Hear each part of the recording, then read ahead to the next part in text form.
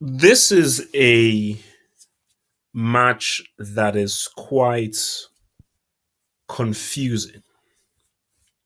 Why do I say that? On the face of it, this is a very intriguing match on a tactical, very fine line, only one goal in its kind of way. Because for me, I think by Leverkusen, first of all, they got robbed. They should have made it into the second round last season because they were better than Roma, but away goals and so forth. They've been struggling in the league. They've not done as well in the league. But as we all know, sometimes what you're doing domestically doesn't translate with what you're doing in a knockout competition, playing against better opposition. And as we well know, there are many teams who raised the game against better opposition. Remember that season Chelsea finished sixth and won the Champions League that they stole? Yes. Again, for Atletico, they're not really doing as well domestically as people would think that they would. They have struggled a bit, but they're still Atletico and they're still good. So despite that, I still am looking at this game in and of itself within the microcosm that is the Champions League. And Atletico have the edge. They've got the better cutting edge players in attacking areas. They still have one of the best central defenders in the world in Diego Godin. The guy is still a damn hustler. So I'm not sure Bayer Leverkusen have enough firepower over to sort of. But let's just focus on this match as a whole. This is really about Bayer Leverkusen winning and keeping a clean sheet. The 4 points of the first leg is you win.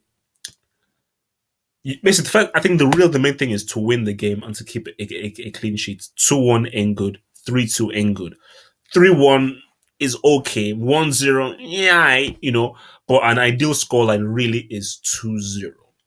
You can't be getting greedy and looking for 3-0, 4-0. That's just being greedy. You're looking for a 2-0, let's ride back at the second leg. So at the crib, you want a 2-0. Atletico 100%, they're just looking for a goal. They will be more than happy with a 2-1. 1-1 will be great, but they're more than happy with a 2-1. So Atletico are saying that just come in there, I think they'll really try to attack Leverkusen, and I think Atletico, because based on just how they play, they're looking for that goal in the first 5-6 minutes. So don't be surprised if Atletico really start to say, you know what, we're going to push some men up forward, play a bit of a high line, and try and see whether we can get Carrasco and Saul in key areas. Let's get Koke right in the middle, and let's just see whether Koke can really try to facilitate some good chances. Obviously, Gamero as a striker, pretty much as a decoy, because the real juice is coming from the flanks of Saul, Griezmann, and so forth. So for Leverkusen, like people like Tar, and a young team, this is a young team, they really need to be very wary of of being on points positionally. Because I think to defend against this Atletico guys, it's all about positioning yourselves well.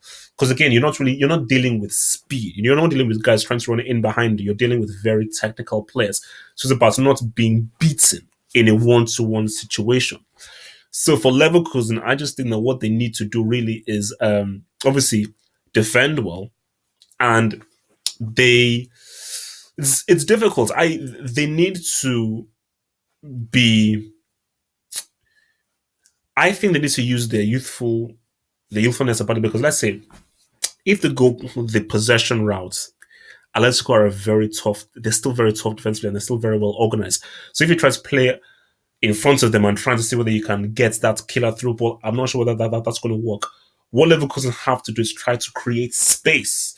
And once you create space, then they can have the speed and the runners to come and go through and do something. Let's see what Bellarabi can do. Let's see what Mehmedi can do. And hopefully Chicharito can be available for this game. Hopefully.